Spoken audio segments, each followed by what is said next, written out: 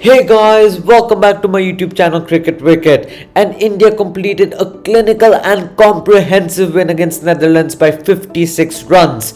Winning the toss and choosing to bat first, there was a bit of struggle at the start of India's innings, but the partnership between Virat Kohli and Suryakumar Yadav laid a very good total on a slowish deck. With the ball, India never gave Netherlands a chance to see a glimpse of victory, courtesy some excellent bowling by pretty much all the bowlers. Coming to this match, India didn't make any changes, sticking with the two spinners and four pacers strategy. This game was never expected to be a close one, and except in the first half of India's innings, India dominated the game. Despite having a poor power play, three of India's top four made half centuries. Rohit Sharma, though didn't play a perfect knock, he did his job. Right after the power play, it was him who was the aggressor, and he was the one who was making the bulk of runs in the first 12 overs. He laid the perfect platform for Suryakumar Yadav and Virat Kohli to take over. Talking about Virat Kohli, well, he didn't score a single boundary till his 22nd ball and had a strike rate of less than 100 till then, but ended up with a strike rate of 140 plus, which is something he does so well and something he is renowned for. He's not the guy who will look to attack the bowlers straight on as Suryakumar Yadav does. Instead, he looks to play the second fiddle in the partnership, and only in the last 5 overs does he look to kick on. Talking about Suryakumar Yadav, well, you're no longer surprised when he plays innings like these anymore. 51 of 25, yeah, that's what he always does. He comes in and straight away makes an impact on the game. Rightfully, he was a judged player of the match because I said it before and I will say it again. He's the difference between India getting 15 runs more or less. His pickup shot and scoop shot are just shots you look at and simply admire. Something India would be disappointed about is the fact that two of India's top 3 lowest power play totals in T20 internationals in 2022 have come in this World Cup. That is not a good sign, especially when you've announced to the world about your aggressive template you will be using. What is also not a good sign is KL Rahul's form.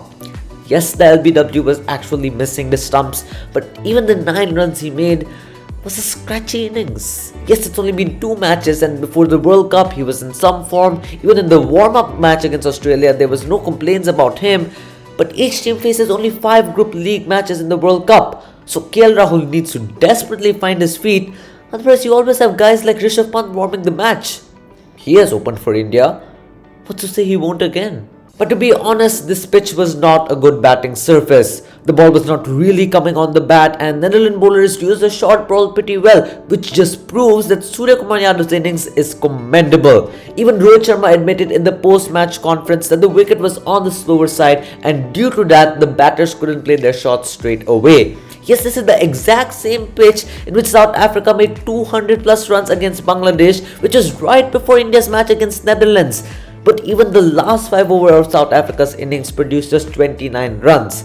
And if you're asking why the same pitch is being used for 2 back-to-back matches, it is because double headers have to be played on the same surface, as it is the only protected area on the square. This just shows how pitches are deteriorating and slowing down in quick time, which might just bring in the case for getting Chahal, a more specialized spinner, and Harshal Patel, who can bowl the slower balls regularly in.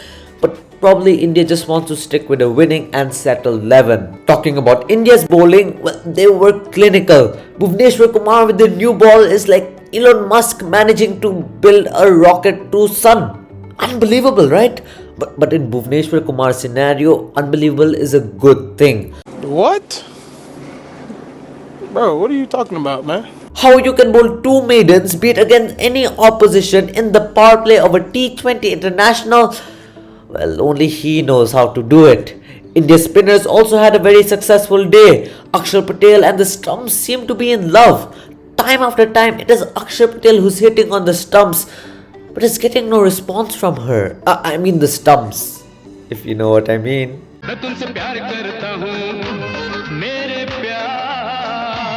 Ashwin created plenty of chances which went begging, but he still managed to get 2 wickets by targeting the leg stump. Dinesh Karthik missed 2 stumpings in the match, which is something he would want to work on, because in games like these, there might not be a huge effect of a missed opportunity, but in high pressure situations, everything, every ball, every chance, every opportunity, you get the gist. It matters. Looking at the points table, India's comfortably sitting on top with the second best net run rate. The safest way India can qualify is by winning all their remaining 3 matches, because even in last year's World Cup, despite South Africa attaining 4 wins, they didn't qualify for the semi-finals due to a poorer net run rate. But even by winning just 2 more matches, unless other teams win by a dramatic margin in consecutive games, India will go through the semi-finals. So that's it for today's video. Don't forget to like the video, share it and subscribe to the channel if you haven't. Tata and adios.